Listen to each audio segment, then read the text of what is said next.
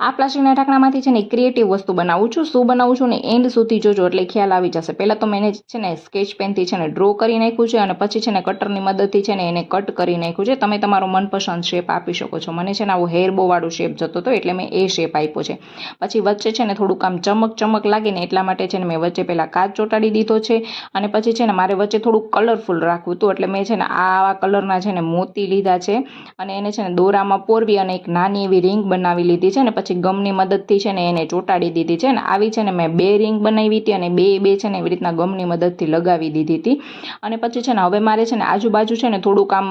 છે ને બહુ ભપકાવાળું નહોતું રાખવું એટલે મેં છે ને આ વ્હાઇટ કલરના મોતી લીધા હતા. પછી એની બી મેં છે ને દોરામાં પોરવી અને છે ને આવી રીતના લાંબી લાઈન બનાવી નાખી હતી અને છે ને ગમની મદદથી લગાવી દીધી હતી. અને છે ને પછી બીજી બાજુ છે ને મારે થોડુંક આમ શું કહેવાય કે આમ એક અલગ બનાવવું તો એટલે મેં છે ને ત્યાં પહેલાં ગમ લગાવી દીધું અને છે ને જેટલા બી મોતી હતા ને જે હાથમાં આવતા હતા ને એ બધા જ મોતી ત્યાં લગાવી દીધા હતા.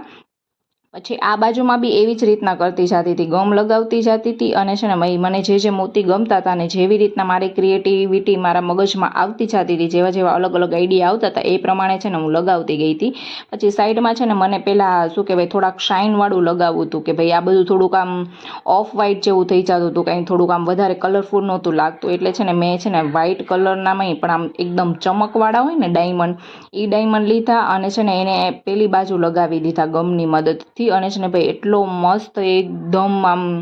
ચમકવાળો લુક આવતો હતો ને ભાઈ, બહુ એટલે બહુ મસ્ત લાગતું હતું. તમે જો વિડીયોમાં જોઈ શકો છો ને એવી રીતના. અને પછી છે ને મારી પાસે એવા શાઇનવાળા થોડાક નાના મોતી હતા કે થોડુંક આમ બહુ વધારે શાઇન ન મારે પણ થોડુંક ઓકે મારે અને લાગે બી બહુ સારું. તો પછી જો મને છે ને એવી ક્રિએટિવિટી લાગી હતી તો ભાઈ બસ મેં બધું આવું બધું બનાવી નાખ્યું છે અને તમે જોઈ શકો છો ફાઇનલી આપણું હેર બહુ